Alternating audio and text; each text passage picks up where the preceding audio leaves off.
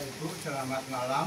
Malam. Shalom. Shalom. Kami ucapan syukur kepada Bapak-bapak, Ibu-ibu yang sudah rawuh di sini dalam acara penyembahan kepada Tuhan Yesus, karena ini merupakan suatu kegiatan keluarga. Pada hari ini kami kedapatan kesempatan.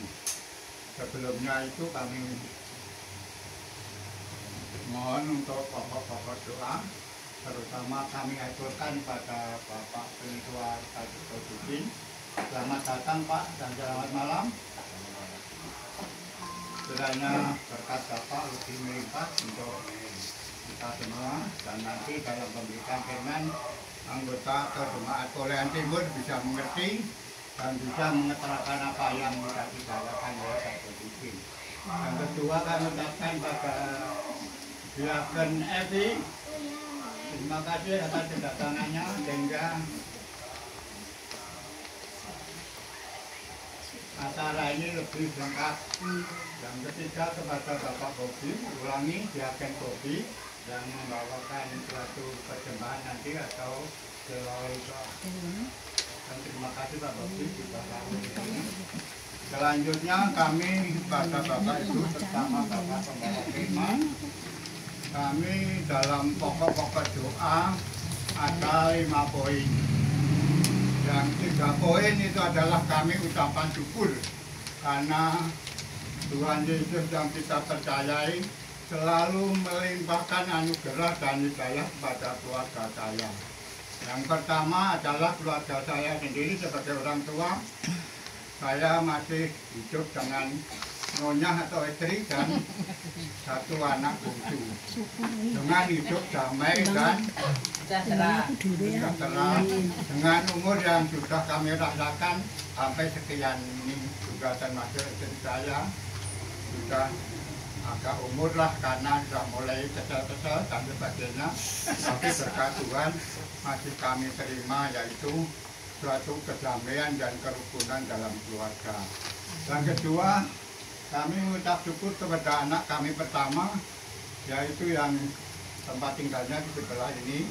Karena keterbatasan keuangan kami nggak bisa memberikan rumah sendiri, hanya dompleng. Kebetulan pada waktu menikah itu masih ada tanah kosong yang rencananya untuk kegiatan setelah saya pensiun. Tapi karena anak lebih membutuhkan, saya bikinkan pagupon yang hanya 2,5 meter, tapi di atasnya saya tingkat. Itu cukup untuk daripada menyewa, karena penghasilan sangat terbatas. Itu juga terima kasih saya ucapkan karena selalu rukun hidupnya, selalu damai, selalu. Dan antara suami, istri, dan 1 anak kebetulan.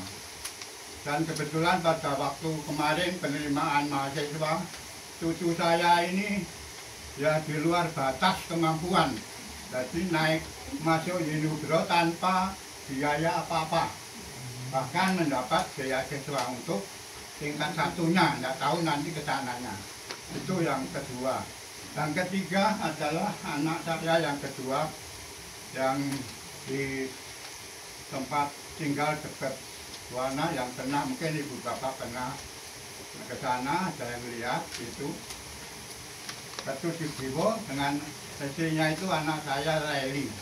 Itu kami sangat berterima kasih dan mengucap kepada Tuhan. Karena apa? Setelah menunggu hampir 2 tahun menjadi guru SMP, menunggu sudah tadinya sudah seleksi lulus untuk mendapat kepala sekolah, pengawas sekolah, tapi karena kebutuhan negara dibatalkan. Kemarin pada Januari 25 diangkat sebagai kepala sekolah SD di wilayah Klojen. Yang kami ucapkan terima kasih kepada Tuhan Yesus adalah penempatan. Jadi saya inginkan anak saya walaupun kecil, walaupun nanti tetap utuh di Kota Malang. Nah, ini penempatan kepala sekolah pun walaupun SD di Kota Malang, di Klojen. Dan yang menyenangkan hati kami dan ucapan syukur kepada Tuhan Yesus yang tak terhingga, cucu saya anaknya Bu Leli itu menjadi polisi itu juga ditempatkan di Malang. bukan karena menjadi presiden, bukan saja nanya, bukan itu pada waktu mohon itu sempat kalah cucu saya di Kota Malang. Karena apa?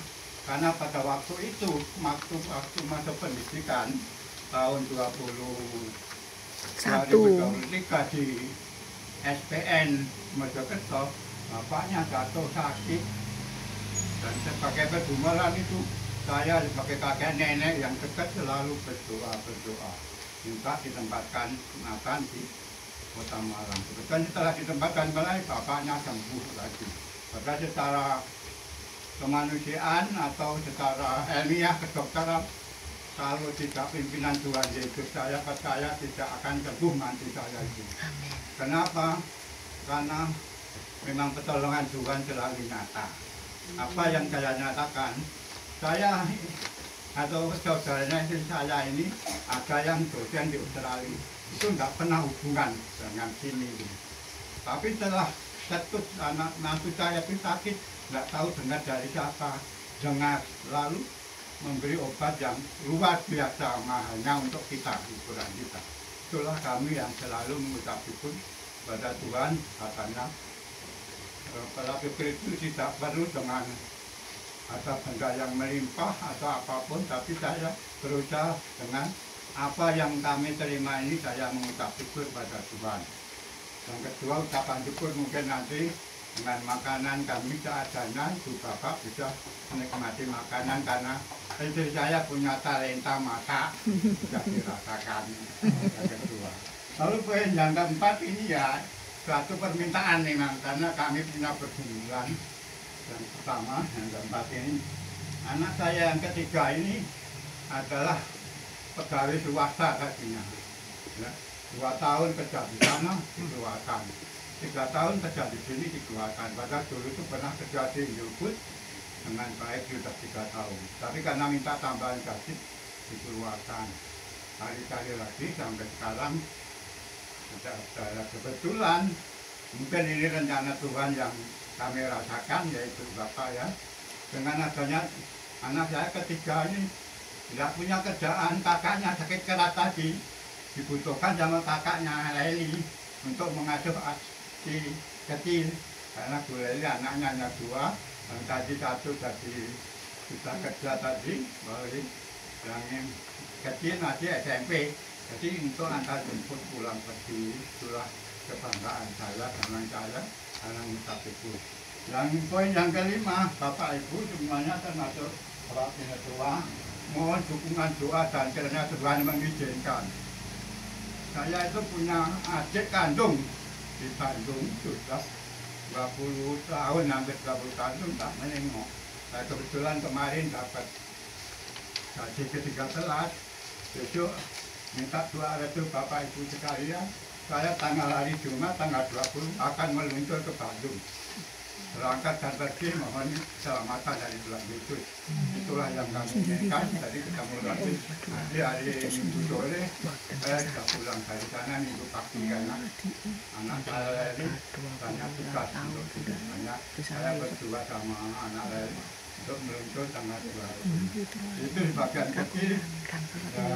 Keinginan kami bagi dapat syukur kami. Ya Tuhan, selamat beribadah. Di telepon tidak keluar, jadi harus ketemu.